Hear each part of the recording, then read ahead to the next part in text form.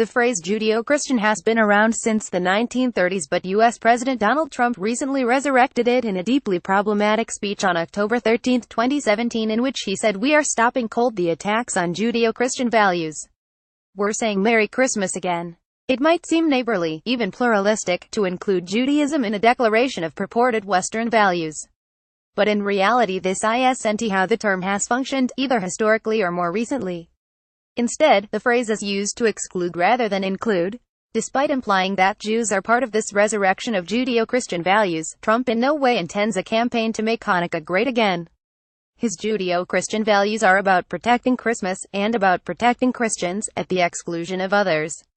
Christian-majority nations such as the UK and US often lay claim to laws and ethics based on Judeo-Christian values. But it is important to remember that Jews have been systematically excluded from and terrorized by states that claim this Judeo-Christian foundation. From the 1290 expulsion of Jews from England to Jewish refugees being turned away by Canada, the US and the UK during World War II, Jews have been excluded more often than welcomed. For centuries, Jews have been made to feel unwelcome in the Christian world, and it seems that it is only now that a new demographic of often Muslim immigrants fleeing war and economic hardship have reached the West that Jews are being included, and even then only on someone else's terms.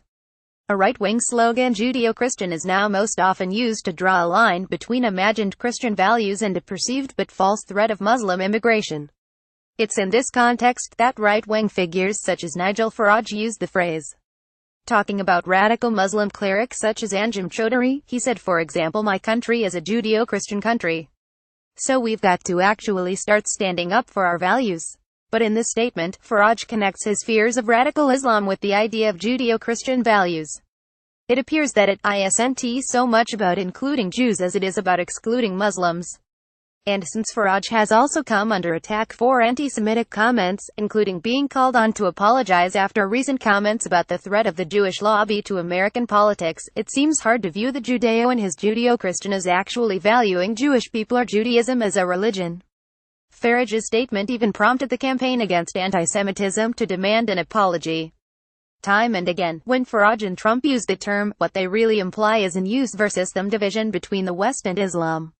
This is not about the inclusion of Jews in the values of these nations, then, but about the xenophobic exclusion of another. Invoked in anti-immigration rhetoric with the goal of excluding Muslims, this phrase is actually used to scaffold a false narrative about Christians being persecuted, threatened or besieged, which gives motivation for the protection of Judeo-Christian values. In fact, Christians are not persecuted in the countries where Farage and Trump make their homes.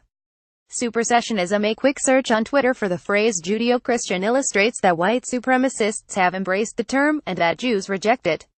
It's not surprising that many Jews are not falling for this dog whistle phrase, especially since the myth of a Judeo-Christian society rests on the false and dangerous idea that Judaism and Christianity hold the same ideas and values.